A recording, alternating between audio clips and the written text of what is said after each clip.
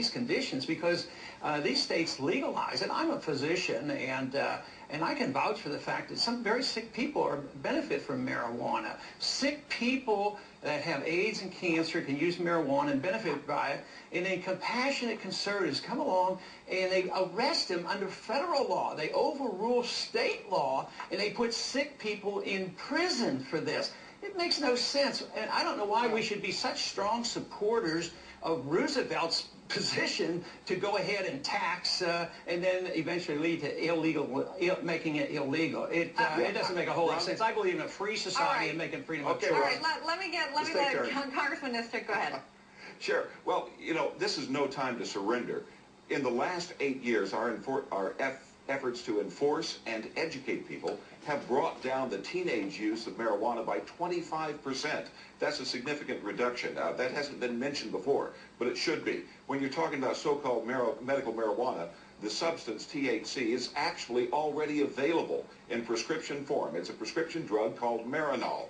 It's used to treat the very things. There is no medication that is used by smoking. In fact, marijuana smoke has 4 times the tar of tobacco smoke. It has some 400 harmful substances in it. So, you know, don't tell me you need marijuana for medical purposes. And don't tell me that the cost is measured by only the cost of drug enforcement. Look at the broken homes, look at the lost jobs, look at the consequences of drug legalization generally. Now, Ron has not mentioned, but he said before, he doesn't just want to legalize marijuana, he wants to legalize drugs, period, which makes it all the more possible for marijuana to be a gateway drug to harder drugs like cocaine, opium, heroin, and so forth. All right. I'm going to let you respond to that, Congressman Paul, but I wanted, with both of you, just bring the question back to the issue of violence on the border, because it's where our focus is right now, given what's happening in Mexico. And Congressman Paul, you're from Texas. You're right there on the Mexican border in your district. If marijuana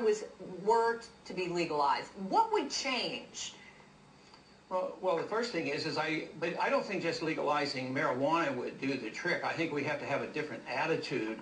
I think Ernie just doesn't have a whole lot of respect for the Constitution, because prior to 1937, Ron, the Supreme Court's ruled on this issue already, and your side lost. Congressman, if you could just go back to the question I asked, which was about the violence on the border, given where you live. Yes, I really think it's for how life would change. I think the border wars going on right now is related to drugs, just as the wars went on in Chicago and other cities when Al Capone controlled everything. So you want the killings. There were a lot of killings back with Prohibition. I mean, if people want to really, you know, stop some violence and bad drugs and stop cigarettes and stop alcohol, but we don't do that. It's not just drugs. But what we do is we combined in this problem. It is, but Ron, I used to handle the funding for the Customs Service. The same people that run the drugs and the guns are also running the illegal immigrants. They're smugglers, pure and simple. And all of these things about border enforcement and enforcement against illegal immigration, did you have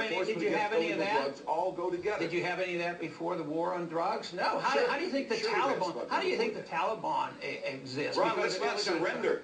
Let's not surrender and subject. Do we need new intoxicants in our society? Why do you surrender to the don't want to obey the Constitution? If you want regulation, the Supreme Court ruled 5 years ago that the federal law supersedes any state law on marijuana. Yeah, well, that is the case, but that's not the way the Constitution. Now, you know, I just don't think there's any benefit to just trying to talk over somebody. If somebody wants to ask me a question, I'll answer it, but I'm not going to try to fuss and outshout somebody.